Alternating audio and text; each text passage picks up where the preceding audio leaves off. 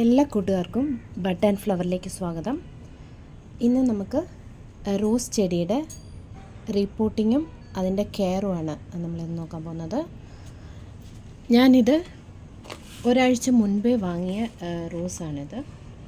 നമ്മളെപ്പോഴും ഏത് ചെടി വാങ്ങിയാലും വാങ്ങി ഒരാഴ്ച കഴിഞ്ഞേ അത് റിപ്പോർട്ടിങ് ചെയ്യാവുള്ളൂ. കാരണം അത് നമ്മളുടെ ക്ലൈമറ്റുമായിട്ട് സെറ്റായതിനു ശേഷം മാത്രമേ റിപ്പോർട്ടിങ് ചെയ്യാവുള്ളൂ. അല്ലെങ്കിൽ പെട്ടെന്നത് കരിഞ്ഞു പോകാൻ സാധ്യതയുണ്ട്.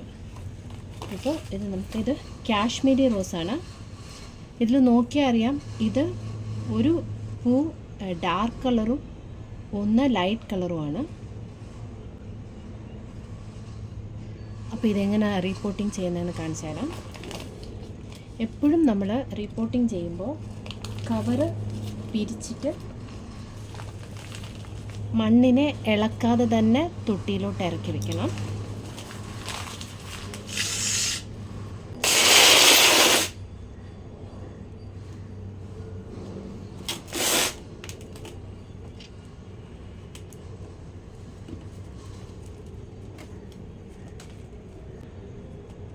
ഇതിൽ നോക്കിയാൽ കാണാം, മൺപുഴു എല്ലാം നിറയെ ഉണ്ട് ഇതിൽ.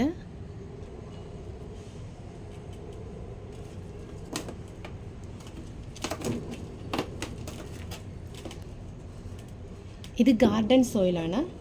നമുക്കപ്പോൾ ഇതിലേക്ക് ഒരു കൈപ്പിടി, ഒരു കൈയളവ് നീം കേക്ക് ചേർത്ത് കൊടുക്കാം. നീം കേക്ക് പൗഡറാണിത്.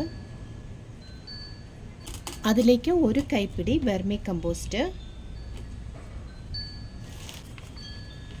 ഒരൽപ്പം ബോൺ മീൽ പൗഡർ.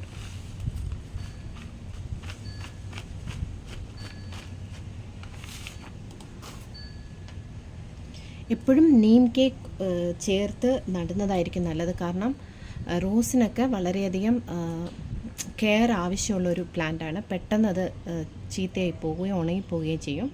അപ്പോൾ അതുകൊണ്ട് നമ്മൾ നീം കേക്ക് പൗഡർ അതിൻ്റെ കൂടെ ചേർക്കുന്നത് വളരെ നല്ലതാണ്. ഇപ്പം നമുക്ക് നന്നായിട്ട് ഇത് മിക്സ് ചെയ്യാം.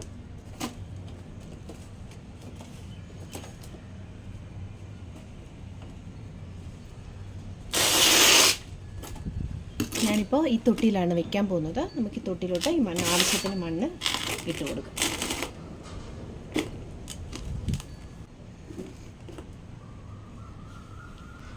എപ്പോഴും നമ്മൾ റിപ്പോർട്ടിങ് ചെയ്യുമ്പം ഫുൾ മണ്ണ് നിറച്ചിട്ട് പ്ലാന്റ് വെക്കാൻ പാടില്ല.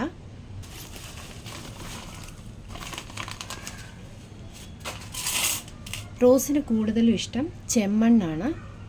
അപ്പോൾ ഇതിൻ്റെ അടിയിൽ നോക്കിയാൽ നിറയെ ക്ലേ കൂടിയ മണ്ണാണിത്. അപ്പം നമുക്കിത് ഒന്ന് ഇളക്കി കളഞ്ഞിട്ട് വെക്കാം.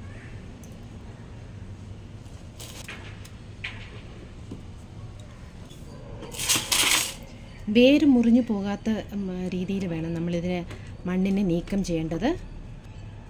ഇപ്പോൾ ഇത് ക്ലേ ഒരുവിധം പോയിട്ടുണ്ട്.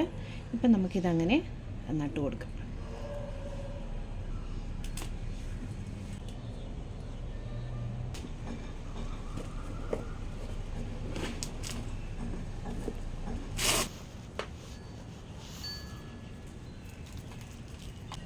എപ്പോഴും മണ്ണ് സെലക്ട് ചെയ്യുമ്പോൾ നല്ല ഇളക്കമുള്ള മണ്ണ് സെലക്ട് ചെയ്യണം.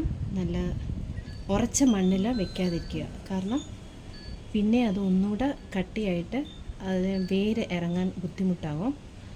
ഞാനിത് നേഴ്സറിയിലിരുന്ന് വാങ്ങുമ്പോഴേ കൊക്കോപീറ്റും ചാണകവും മിക്സ് ചെയ്ത മണ്ണാണ് വാങ്ങിച്ചത്. നിങ്ങൾ അങ്ങനത്തെ മണ്ണല്ല, റെഡ് സോയിലാണെങ്കിൽ നിങ്ങളിതിൽ ഒരൽപ്പം കൊക്കോപീറ്റും അതേമാതിരി ഉണങ്ങിയ ചാണകപ്പൊടിയും ചേർത്ത് നല്ലതായിരിക്കും. എപ്പോഴും ഞാൻ ഈ മിക്സാണ് എപ്പോഴും എല്ലാ ചെടിക്കും ഉപയോഗിക്കുന്നത്. കൊക്കോപീറ്റ്, റെഡ് സോയിൽ, ചാണകപ്പൊടി. അതില്ലാതെ ഒരൽപ്പം വേപ്പിൻ പിണ്ണാക്കും അതിൻ്റെ കൂടെ ഒരൽപ്പം എല്ലുപൊടിയും ഒരൽപ്പം വെർമി കമ്പോസ്റ്റും ചേർത്താണ് ഞാൻ നടാറുള്ളത്. ഇപ്പോൾ ഇത് നട്ട് കഴിഞ്ഞു. ഇതിനെ നമ്മൾ ഒരാഴ്ച വെയിലിൽ വെക്കാതിരിക്കുക. കാരണം പെട്ടെന്ന് വാടിപ്പോകും. അത് തണലത്ത് തന്നെ ഇരിക്കട്ടെ, നിഴലിൽ തന്നെ ഇരിക്കട്ടെ. അതിനുശേഷം നമുക്കിത് വെയിലത്ത് വെക്കാം. അപ്പോൾ നമുക്കിതിന് ആവശ്യത്തിന് വെള്ളം ഒഴിച്ചു കൊടുക്കാം. എപ്പോഴും റീപോട്ടിങ് ചെയ്ത് കഴിയുമ്പോൾ നമ്മൾ ഒരല്പം വെള്ളം ഏറെ ഒഴിച്ചു കൊടുക്കണം. വെള്ളം കുറച്ച് ഏറെ ഒഴിച്ചു കൊടുക്കണം. മണ്ണെല്ലാം നല്ല നനയുന്ന അളവിന് നമ്മൾ കുറച്ചേറെ വെള്ളം ഒഴിച്ചു കൊടുക്കണം.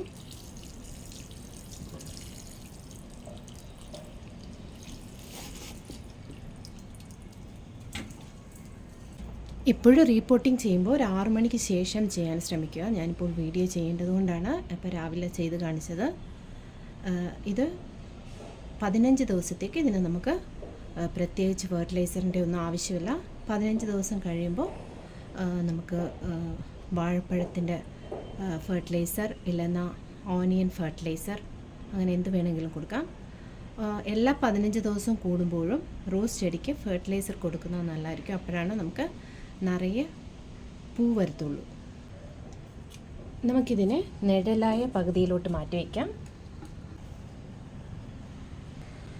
ഇതെൻ്റെ മറ്റ് 2 റോസ് ചെടികളാണ്.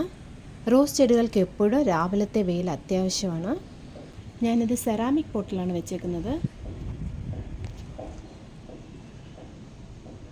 പ്ലാസ്റ്റിക് പോട്ടിനെക്കാട്ടിലും വളരെ പെട്ടെന്ന് വളരുകയും പൂ വിടുകയും ചെയ്യുന്നത് ക്ലേ പോട്ടിലോ അല്ലെങ്കിൽ സെറാമിക് പോട്ടിലോ ആണ്.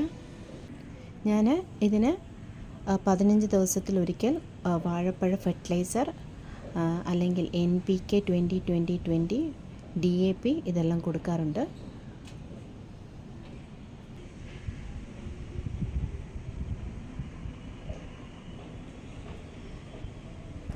ഇതെല്ലാം എൻ്റെ റോസ് കളക്ഷനാണ്. ഇതെല്ലാം പൂവിട്ട് ഞാനിപ്പോൾ കട്ട് ചെയ്തതിന് ശേഷം, അതുകൊണ്ടാണ് അതിൽ പൂവില്ലാത്തത്. അപ്പോൾ ഇതിൽ നോക്കിയാൽ ധാരാളം മുട്ടിട്ടേക്കുന്നത് കാണാം.